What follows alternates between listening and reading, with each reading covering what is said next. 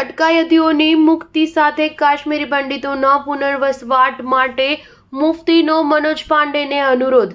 જમ્મુ અને કાશ્મીરની people's democratic પાર્ટીના પ્રમુખ અને રાજ્યના પૂર્વ મુખ્યમંત્રી મહેબૂબા મુફ્તી ઉપરાજ્યપાલ મનોજ સિન્હાને મળ્યા હતા.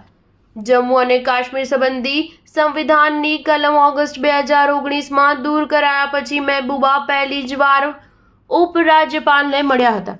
યોજાયેલી આ મુલાકાતમાં મુફ્તીએ ઉપરાજ્યપાલ મનોજ સિન્હાને માનવતાની દ્રષ્ટિએ પણ કહી ઈદ પહેલા જે અટકાયતીઓને નાના અપરાધો માટે બંદીવાન બનાવવામાં આવ્યા હોય તેઓને મુક્ત કરવા અપીલ કરી હતી. આ સાથે તેઓએ કહ્યું કાશ્મીરી પંડિતોને પાછા બોલાવી તેઓનો પુનર્વસવાટ કરાવવા અનુરોધ કર્યો હતો. તે માટે તેઓએ કહ્યું હતું કે તે પંડિતોને રહેવા માટે ઘર, ખેડાણ માટે જમીન અને રાજકીય પ્રતિનિધિત્વ મળે તેવી વ્યવસ્થા ગોઠવવી અનિવાર્ય છે.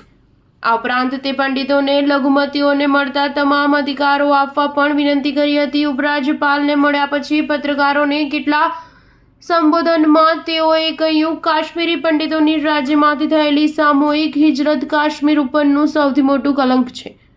આ સાથે તેઓએ અમરનાથ યાત્રા પણ ખૂબ સરળતાથી ચાલે તે માટે વ્યવસ્થા ગોઠવવા ઉપરાજ્યપાલને અનુરોધ કર્યો હતો. જમ્મુ અને કાશ્મીરની રાજકીય પરિસ્થિતિ અને ગતિવિધિ બોલતા તેઓએ પૂર્વ મુખ્યમંત્રી ઓમર અબ્દુલ્લા ઉપર આક્ષેપ મૂક્યો હતો કે તેઓએ તો ચૂંટાયેલી સરકારને પદભ્રષ્ટ કરી હતી.